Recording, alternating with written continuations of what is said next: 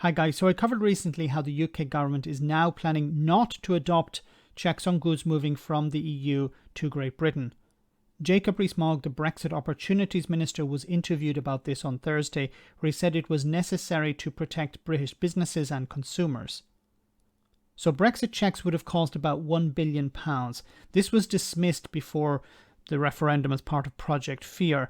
Now that it has become Project Reality, the government has decided to drop them. But there are problems with that. First, have a listen to Jacob Rees-Mogg when he was interviewed about this. You're admitting that this could save £1 billion, which means that checks would have cost £1 billion. I thought post-Brexit checks were not going to be disruptive.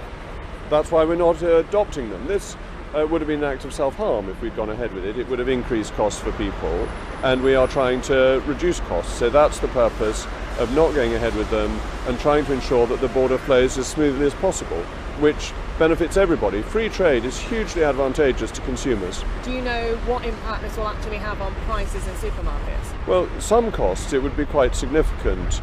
That if you look at small deliveries of things like cheese, you were talking about 71% increase maximum level on the retail price. And frankly, at that level, goods just wouldn't have come in. This guy is just postponing the inevitable, so the cost of Brexit will come, just not today for some. As you can see in the image here, there was a queue of 52 kilometres or about 30 miles outside Folkestone. Why are these problems taking place? Well, it has to come down to both lies and hubris. Back in 2016, following the Brexit referendum, the EU instructed its member states to prepare for Brexit. As the years went on, the bloc provided funding to countries like Ireland to prepare for a hard Brexit if that was what would eventually happen.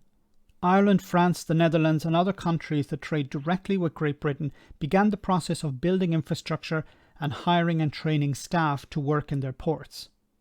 What did the UK government do instead? Pretty much nothing. Yes, the Farage garages were built, but that was only recently. The 50,000 customs staff that Boris Johnson promised to hire, nowhere near that was in place. Why? Because the Brexiteers had sold the public a lie and they needed to avoid it conflicting with reality. The EU, while not happy with Brexit, took a pragmatic approach. The UK government instead was happy with Brexit and took an ideological one. They told the public right up to 2020 that no checks would be necessary. They told the public that goods would flow freely or that there might be minor disruption. Johnson and others dismissed the idea of paperwork and extra costs for businesses. Why did they lie? Or did they not know? They lied because they had to keep the public on board. Even today, the excuses range from the pingdemic to the pandemic to the weather to P&O ferries to Easter holidays to the ending of the pandemic. But they refuse to say Brexit is to blame. So the UK at the moment lacks the capacity to carry out the regulatory and customs checks for a third country. Now this is all a problem, but the government has another headache. Remember I said about the infrastructure not being properly in place? Well, some of it has been built, and of course the ports paid for that. Now if checks are not carried out, they will lose money. It seems a number of Britain's biggest seaports are considering legal action against the government to recover the costs of building border control posts. These are sites that may never be used, after Jacob Rees-Mogg confirmed post-Brexit import checks will be delayed for a fourth time. The government has already spent £200 million of taxpayer money to put in place the infrastructure, but if the checks are not going ahead, the ports have asked for permission to bulldoze these new buildings.